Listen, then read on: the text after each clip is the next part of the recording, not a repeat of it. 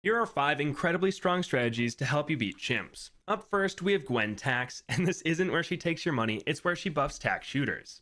We'll start off by placing whatever monkeys can beat the first few rounds. Whether that's a few dart monkeys, a dart and a submarine, or just a ninja, it doesn't really matter. What does is that we'll be placing Gwendolyn the second we can afford her, and we'll place her in front of where we'll be placing the rest of our defenses. From here, we'll want to do 2 things. Sure up our camo detection and get a little more popping power. I did this by upgrading our dart monkey to a 023 crossbow and getting a boomerang down. But if you started with a ninja, you could upgrade it to a double shot.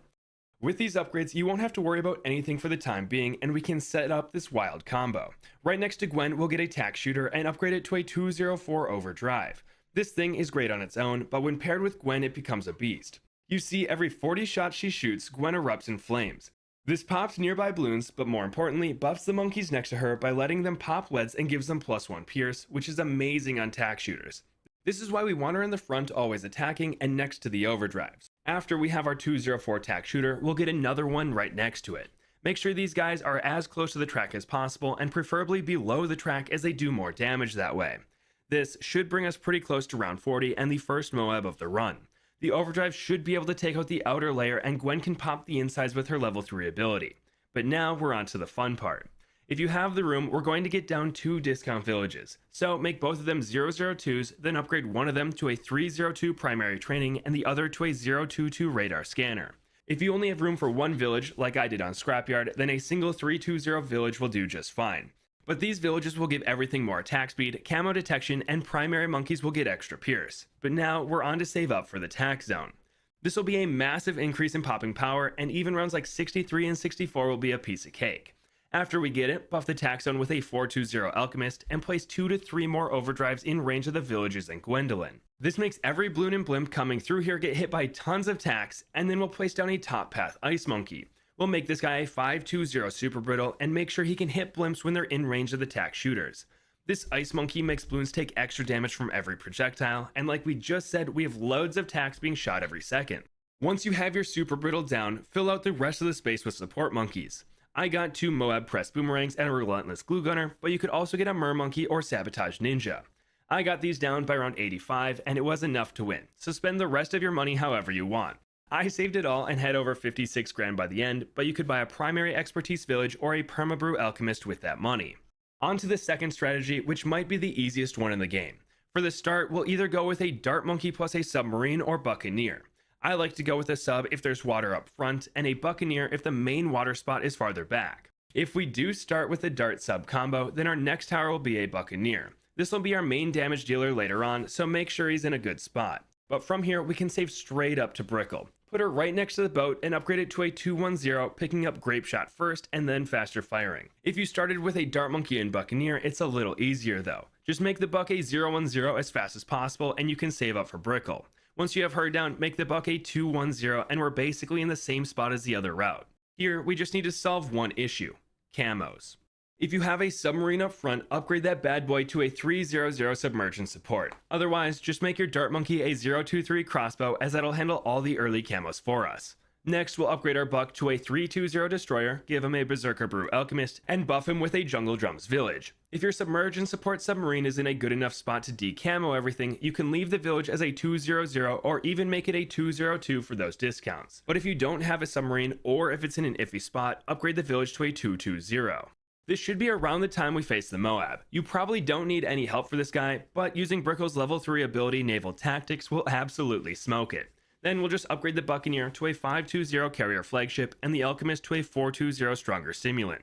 And I am not kidding when I say that this is basically enough to win. I got this on round 62 of Skates and I didn't purchase anything else until round 99, so spend your money on whatever you want. But here are some helpful tips. Use Naval Tactics anytime DDTs come on screen. This ability gives the carrier flagship the normal damage type, meaning all of its attacks can damage DDTs when active. This will crush rounds 90 and 93, but round 95 will also require a Megamind just because Naval Tactics doesn't last long enough to pop every one of them.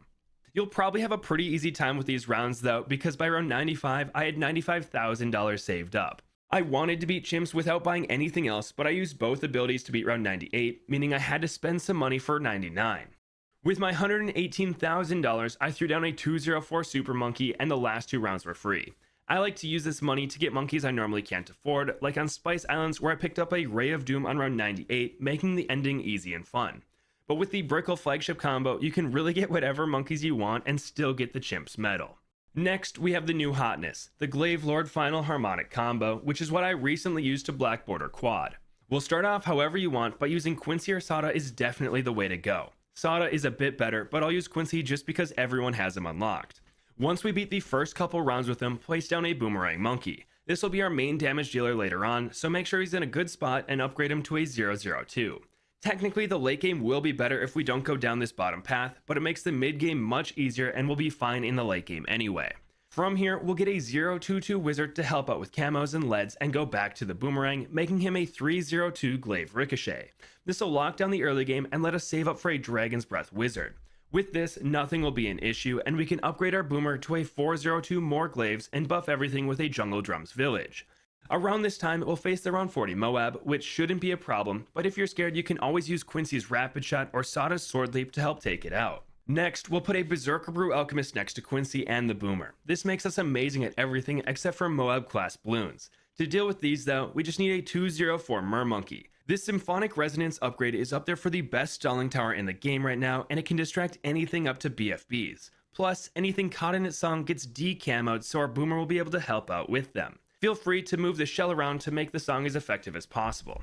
But from here, we'll upgrade our Alchemist to a 420 and start our save up for the Glaive Lord. We don't really have to worry about any hard rounds because our Wizard and Boomer take out large rushes and our Mermonkey stalls any Moabs and BFBs heading our way. But in the mid 60s, we'll have the money for this tier 5 upgrade. Its Orbiting Glaives will be able to take out anything at this point in the game, and its main attack will shred ZOMGs and below, which makes our next save up that much easier. We'll go straight for the Final Harmonic. We should get this by round 80 and it'll give us tons of buffs. The first is that we can now pull in ZOMGs with its song, bringing our stalls to the next level. Second, it gives extra pierce to any magic monkeys inside the song's range. And third, our hero gets extra attack range and shorter cooldowns. But from here, you can kind of get whatever you want. I like to upgrade the village to a 320 primary training to make our Glaive Lord a bit better and give it permanent camo detection, but this will still leave you with over 50 grand to spend. This run, I got a Bloon Salver for fun, but you do you. And this brings us to round 100 and the final reason why this combo is good. You see, the Mermonkey's song speeds up the damage over time effects on Bloons, and while the bad doesn't get distracted by the song, it does take this sped up damage. So, the Glaive Lord's massive effect of 100 damage per second for 15 seconds gets sped up for 1500 damage almost instantly over and over again. Normally, the Glaive Lord is only weak to tanky Bloons like the bad, but the Mermonkey completely solves this issue. This is also why I got the Bloon Salver, because the song speeds up this damage as well. So we melted the bad in just a few seconds and got a super easy win. Shifting gears, we have a super strong spike factory strategy. We'll start off with Sada and work towards a ninja. I like to get this guy to a 302 and then get a 300 Alchemist to buff both of them. This works out well with the timing of leads that come on around 28, as the Elk will be able to pop them, but if you had to spend more money elsewhere, you could always use Sada's Sword Leap to take out the leads on this round. Anyway, once we have the Berserker Brew Alchemist, we'll go back to our ninja and make him a 402 Bloon Jitsu. This will give us plenty of popping power for a while, and we can start to set up our actual strat. In the middle of everything, we'll place down a Mermonkey and upgrade it to a 302 Abyss Dweller. This gives extra pierce to every monkey in its range, as well as having a pretty solid tentacle attack, but this will bring us right up to round 40. We should be able to pop it easily as is, but you can always use a Sword Leap to be safe. After the Moab, we'll place down a Jungle Drums Village. This is a fun case where we get to leave the village as a 200 as we don't need Radar Scanner right now. But after the village, we'll upgrade our Mermonkey to a 402 Abyssal Warrior for an even larger pierce buff and a slow on blimps. I like to set this Mermonkey to strong so that it inks all the Moabs that come in its range, similar to a Moab Glue Gunner. But this brings us to our Spectre, and you get to pick what upgrade you want. A Carpet of Spikes or a Perma Spike. Both are very solid and you can't really go wrong with either. If you go with a Carpet, you can save straight up for this upgrade, making it a 250. If the Bloons ever get close to leaking, use either of Sada's abilities or the Spike Storms, as all three are excellent at preventing leaks. If you go with a Permaspike though, I like to make a small change of getting the Spectre its own personal Alchemist once it's a 023 long life spikes. This makes it do way more damage as well as lets it pop lead Bloons, which is super nice once DDTs start coming. But just like the Carpet, you can save up for the Permaspike upgrade straight from here. Then upgrade the Elk to a 420 for an even bigger buff, and your exit will be pretty safely guarded by the Spectre. From here, we have two goals. Get some extra Pierce on the Spectre and get some support monkeys down.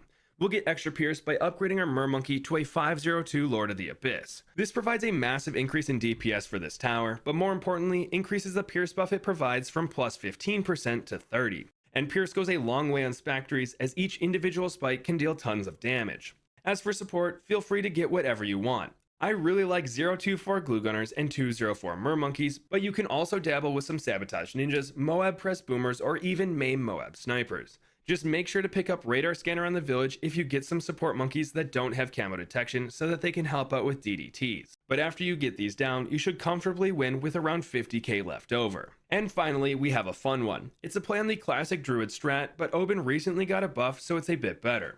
Once again, you can start however you want, just try to get down Oben as early as possible. From here, we'll place a Druid right next to him and upgrade it to a 130 Druid of the Jungle. This will stomp any round that doesn't have camos, but Oben's Brambles alone can handle them until the 40s if you're on a one-lane map, and if you have a ninja or crossbow helping out, it'll be even easier. Next, we'll place down 2 more Druids and upgrade them to 014 Populus. This will add some much-needed Moab popping power to our lineup, and will buff them all with a 301 Alchemist. I like to put them right next to the Druid of the Jungle to prep for the late game, but if you want an easier time now, you can put the Elk near the other Druids. During this time, we'll face the round 40 Moab, and between a Brambles and our Populus, the outer layer should be popped pretty easily, and the Druid of the Jungle can clean up the rest. But this brings us to the 40s and the buff to Oben. On round 42, he should hit level 8, granting all Druids in his range camo detection, letting them pop the camo rainbows on this round. This also lets us get away without getting a radar scanner going forward, so we'll place down a 202 village in range of everything and go back to placing Druids. We want to get up to 5014 Populus to give our Druid of the Jungle as many buffs as possible. Then we'll upgrade our Alchemist to a 401 Stronger Stim and start the save up for the Spirit of the Forest. We'll make him a 250 in the late 70s, and the game will get very easy. The vines on the track will tear everything apart, and his main attack does a surprising amount of damage too. From here, we're basically set. We just need some damage to pop the tanky outer layers of fortified ZOMGs and the bad.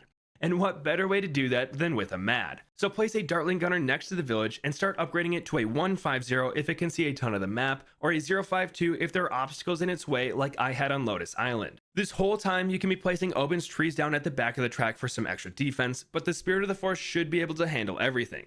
This will bring us to the late 90s, where we'll get the MAD just in time for the fortified ZOMGs on round 97, and from here, the MAD will pop everything down to Moabs or Super Ceramics, and the Spirit of the Forest will pop the rest. But those were 5 strong strategies to help you beat chimps. If you want to see the 5 easiest chimp strats, click this video right here.